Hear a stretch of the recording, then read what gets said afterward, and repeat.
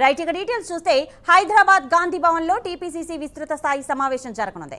ఇక రాష్ట్ర ప్రభుత్వం చేపట్టిన అభివృద్ధి సంక్షేమ కార్యక్రమాలు, స్థానిక సంస్థల ఎన్నికలు, జూబ్లీహిల్స్ అసెంబ్లీ ఉప ఎన్నికపై చర్చించనున్నారు.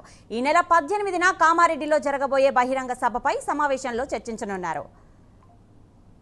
ఇక ఇదే అంశానికి సంబంధించిన మరింత సమాచారం మా కరెస్పాండెంట్ అజీం అందిస్తారు.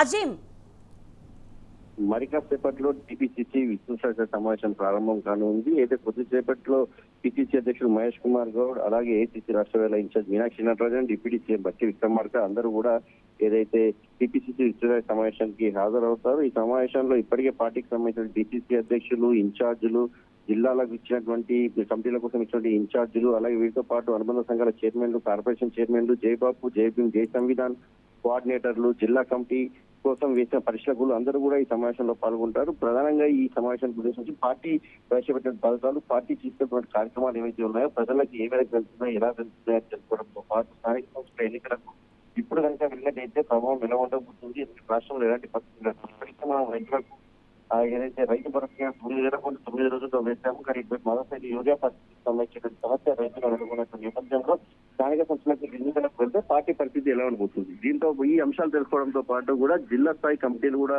కోసం కూడా పరిశీలకులను వేశారు. ఈ పరిశీలకులు ఇప్పటికే ఒక పూర్తి స్థాయి రిపోర్ట్ ని కూడా ఇప్పటికే ఇన్ఛార్జ్ కి, పిసిసికి, సీఎం కూడా అందజేశారు. సో గ్రామ, మండల, జిల్లా స్థాయి కమిటీలపై కూడా ఒక నిర్ణయం తీసుకోవడానికి కూడా చర్చించినట్టు కూడా మనకు తెలుస్తుంది. ఇక వీటితో పాటు ప్రధానంగా కూడా పిసిసి అధ్యక్షుడు మహేష్ కుమార్ గౌడ్ పిసిసిగా బాధ్యతలు చేపట్టి ఏడాది కాలం పూర్తవుతున్న నేపథ్యంలో కామారెడ్డిలో ఎన్నికల కంటే ముందు కూడా బీసీ డిక్లరేషన్ సభ అక్కడే నిర్వహించారు. సో అక్కడే పిసిసి అధ్యక్షుడు ఏడాది పాటు ఏదైతే బాధ్యతలు చేపట్టిన తరుణంలో పెద్ద ఎత్తున ఒక సభ నిర్వహించి కూడా పార్టీ భావిస్తుంది. దీంట్లో 1 లక్ష మందితో ఈ సభ నిర్వహించాలని చెప్పి, ఈ సభ ద్వారా ప్రజలకు కాంగ్రెస్ ప్రభుత్వం ఏర్పడిన తర్వాత చేసిన పనులు ఏ రకంగా ఏ పనులు చేశారు, ఎంత మేరకు అభివృద్ధి పనులు చేశాము, నియోజకవర్గాలకు ఎంత మేరకు అభివృద్ధి పనులకు శ్రీకారం చుట్టింది, ఇలాంటి అనేక అంశాలను అక్కడ నిర్వహిస్తూనే 42% బీసీ రిజర్వేషన్ కోసం కాంగ్రెస్ పార్టీ కట్టుబడి ఉంది, చిత్తశుద్ధితో ఉంది. ఇప్పటికే ఇందుకోసమే అసెంబ్లీలో బిల్లు చేశాము, అటు గవర్నర్ కి పంపించాము, దీంతో పాటు ఆర్డినెన్స్ గవర్నర్ పంపించాము. అన్ని రాష్ట్రపతి దగ్గర పెండింగ్ లో ఉన్నటువంటి నేపథ్యంలో ఎలా ముందుకు వెళ్ళాలి అనే దానిపై చాలా క్లారిటీగా ఉన్నాం. కానీ ఇటు బీజేపీ, బీఆర్ఎస్ స్పీచ్ల పట్ల క్లారిటీగా లేదు అనే అంశాన్ని కూడా సభ ద్వారా తీసుకెళ్లాలని చెప్పి కూడా భావిస్తుంది. ఇక దీంతో పాటు జూబ్లీహిల్స్ ఉప ఎన్నికలపై కూడా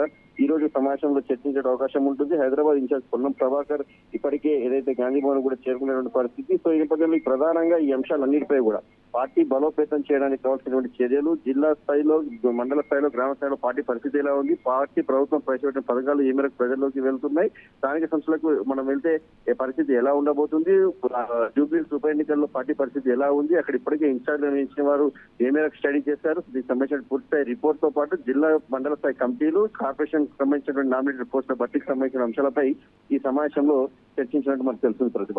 రైట్ అజీం.